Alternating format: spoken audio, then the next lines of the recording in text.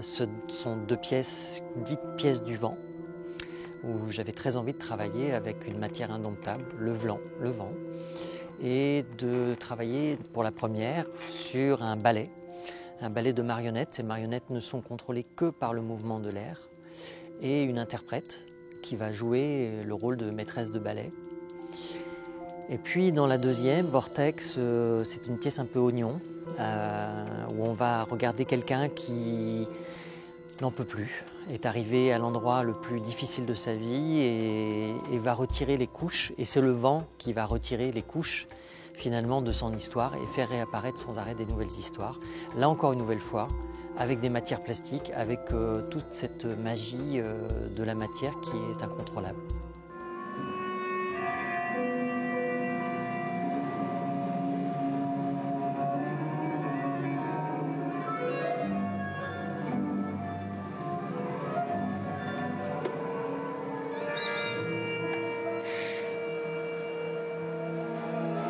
À partir de là, travailler avec des matières qu'on ne contrôle pas, ce qui est assez excitant, c'est finalement, à chaque fois on est surpris et c'est une forme de magie.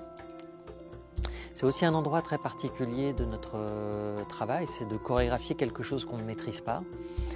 Et donc c'est une danse à chaque fois très nouvelle, à chaque fois c'est une danse magique parce qu'on s'aperçoit que cette matière plastique est aussi vivante, crée des choses incroyables. Et cet instant-là, on le partage en tant que spectateur.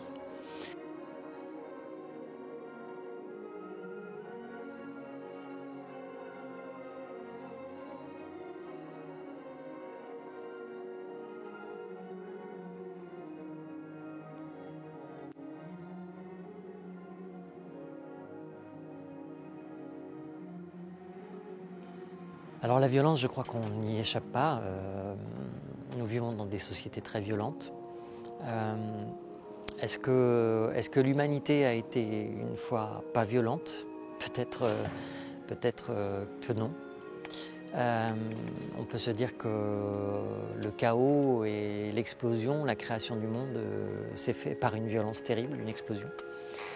Ce qui, moi, me touche sans arrêt, et peut-être dans des pièces comme celle-ci et l'invitation du festival sur le thème de la violence, c'est que la violence, elle est aussi force de création, de réaction, d'endroit où on parle du corps. Le corps en lui-même se bat.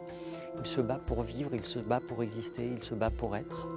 Après, bien sûr que ma propre histoire personnelle de changement de sexe, de changement d'identité, est aussi une allégorie de la violence, puisque la violence était que je suis né dans un corps que je ne reconnaissais pas et il a fallu que je me fasse violence pour arriver à être dans le corps que je suis aujourd'hui et celui qui m'appartient et qui est mon identité FIA.